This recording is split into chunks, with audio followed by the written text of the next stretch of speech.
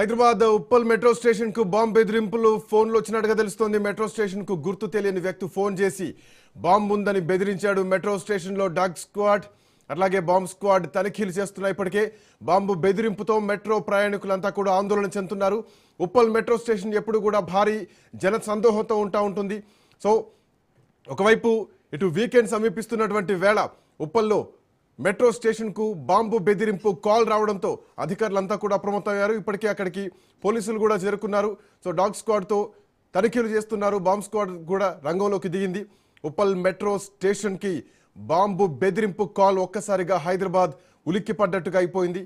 So అంటే గతంలో కూడా కోర్టుల విషయంలో ఇట్లాగే వచ్చాయి. నాంపల్లి కోర్టు అని లేదంటే మిగతా కోర్టుల విషయంలో జిల్లా సెషన్స్ కోర్టులో బాంబు బెదిరింపు కాల్స్ రావడం జరిగింది. ఆ తర్వాత అది అబద్ధం అని తేలిపోయింది. సో బెదిరింపు అని తెలిసిపోయింది. సో ఇట్లా నేపథ్యంలో ఇప్పుడు ఉప్పల్ మెట్రో స్టేషన్కి బాంబు బెదిరింపు కాల్ రావడం ఒక్కసారిగా కలకలం సృష్టిస్తోంది. దీనికి సంబంధించి ఇప్పటికే అధికారులు రంగంలోకి దిగారు.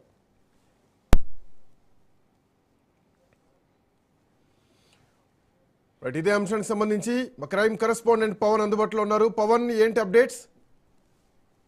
మెట్రో స్టేషన్ కి గుర్తు తెలియని వ్యక్తి బాంబు ఉందంటూ ఒక్కసారిగా ఫోన్ కాల్ రావడంతో పోలీసులు కూడా అప్రమత్తమయ్యారు.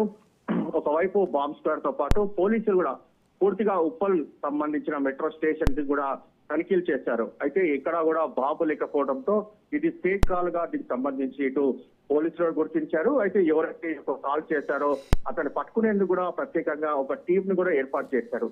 అయితే గత కొద్ది కాలంగా చూస్తే మాత్రము ఇటు తెలంగాణ కోర్టులకు కావచ్చు, అంతేకాకుండా ఇటు విమానాశ్రయానికి ఇదే తరహాలో కూడా బాంబు కాల్ ఉందంటూ కూడా పలుసార్లు ఇప్పటికే ఇలాంటి ఫేక్ కాల్స్ రావడంతో పోలీసులు కూడా చాలా అప్రమత్తమయ్యారు.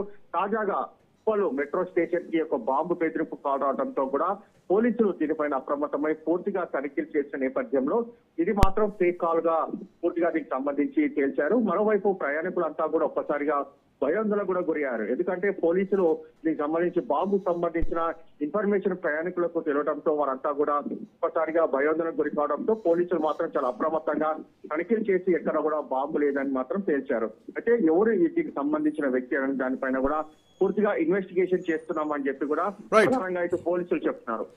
Thank you Pawan. రైట్, లోక్సభలో